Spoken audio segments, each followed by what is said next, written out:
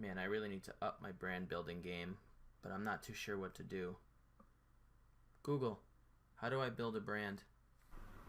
If you want to build a brand, you're going to have to post on YouTube more than once a week, you dirty hipster.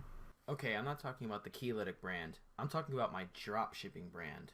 That's number one. Number two, just because I have a stain on my shirt doesn't mean I'm dirty, okay? And I'm not a hipster. Where are you even getting that from? You literally have me sitting right next to a DSLR Nikon with non-prescription H&M shades sitting on top of it right next to a salt lamp rock. Don't tell me you're not a hipster. Okay, first of all, that's a Canon, so get your brands right. And number two, I'm not even going to ask you about this anymore. I'm just going to figure it out myself. But because YouTube is owned by you, I guess I'll ask another question. How can I grow my YouTube page? If you want a girl YouTube channel, you have to ask people to like and subscribe to your content, and if you have any merch, you need to link that in the bio.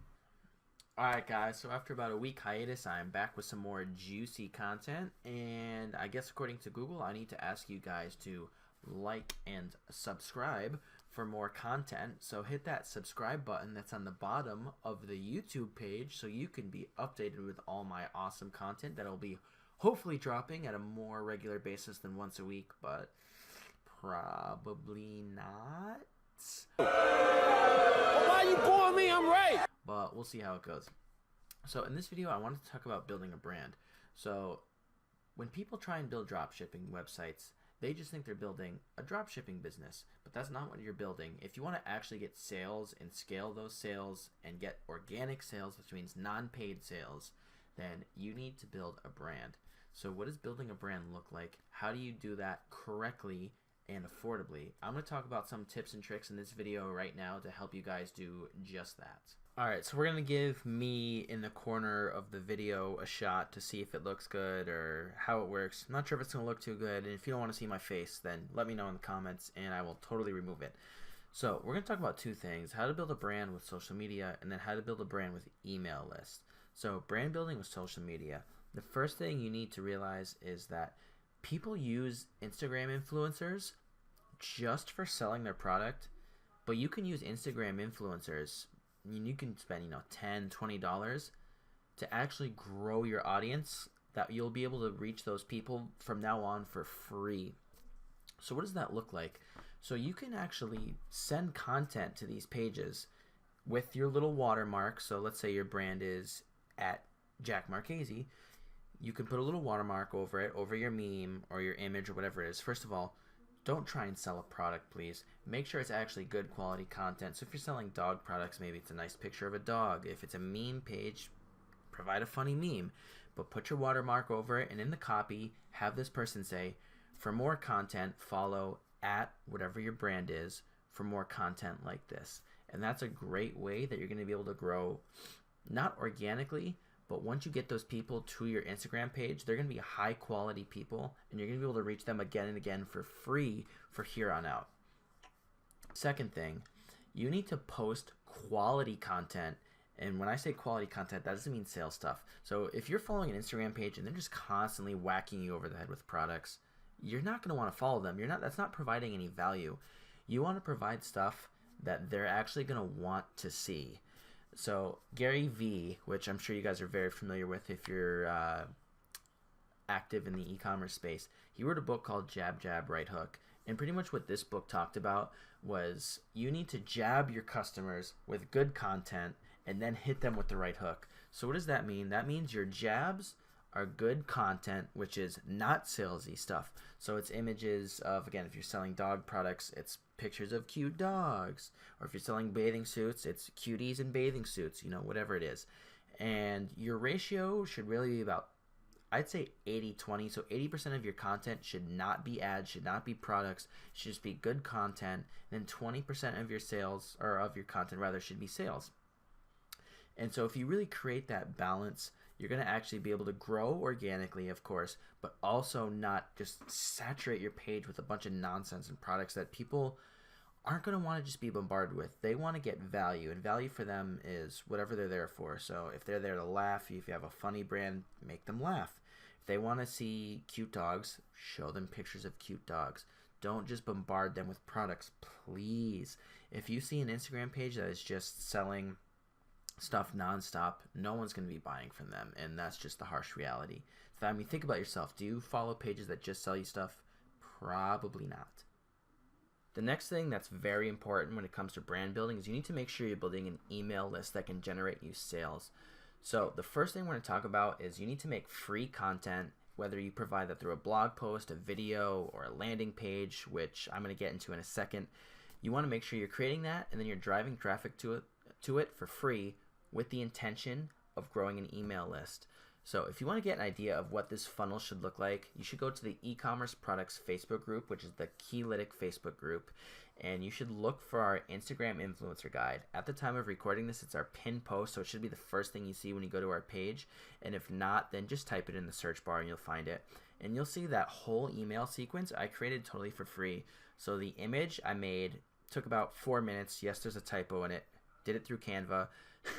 The landing page, again, isn't the prettiest, but I did that through MailChimp, totally free, didn't cost me any money.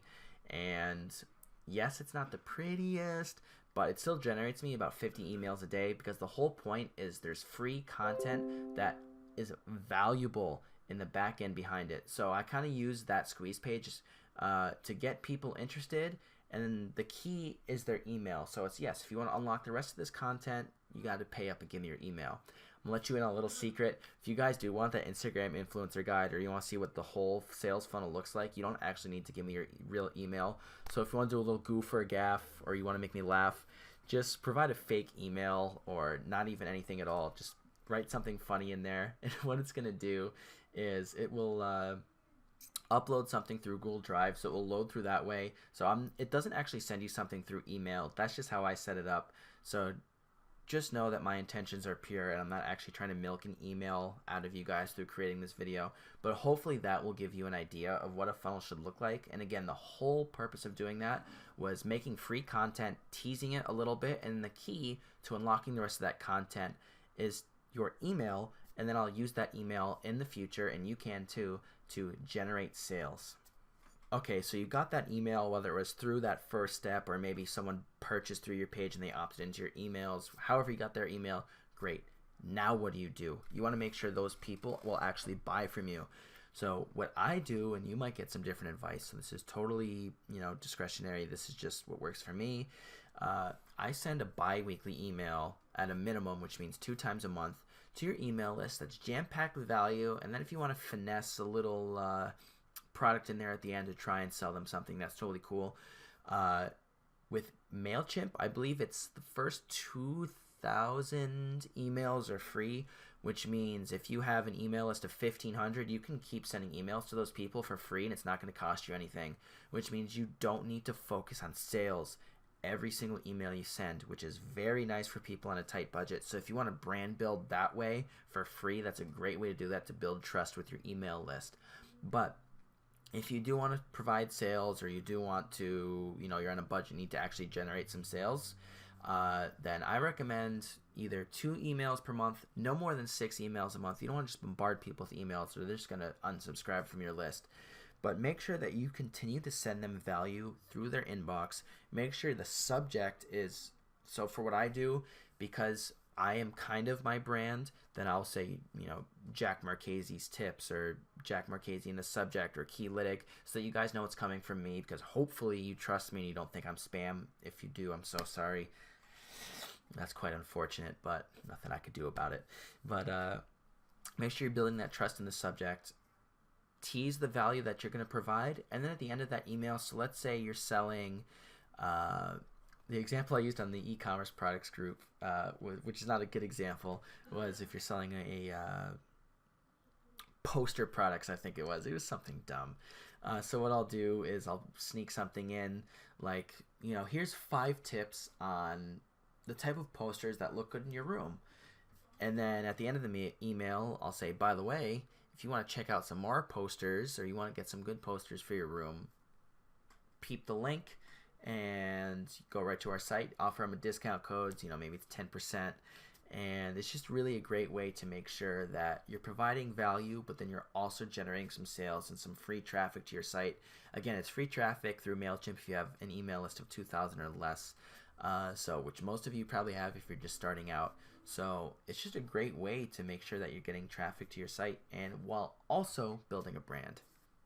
Okay, so the last thing you should do when it comes to brand building is making sure you have an automated sequence in place once someone purchases from you.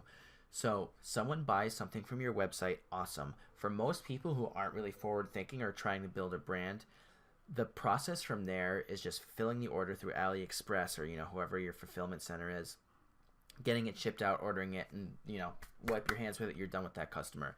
So Harvard Business Review wrote something a couple of years ago where it was, depending on the study, it can be up to 5 to 25 times more expensive to acquire a customer, which means getting that first sale from a customer, than repeating a sale, which means having that customer come back to you and buying again and again.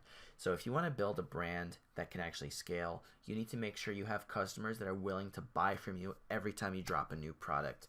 So having a post-purchase email sequence is a great way to upsell and cross-sell and to get people coming back. So what does that sequence look like? This is what I recommend. You can structure it a little bit differently, but I'd say 24 to 48 hours after someone purchases, they should be hit automatically with an email from you that says, first of all, here's our shipping policy, so you're not on the hook for that.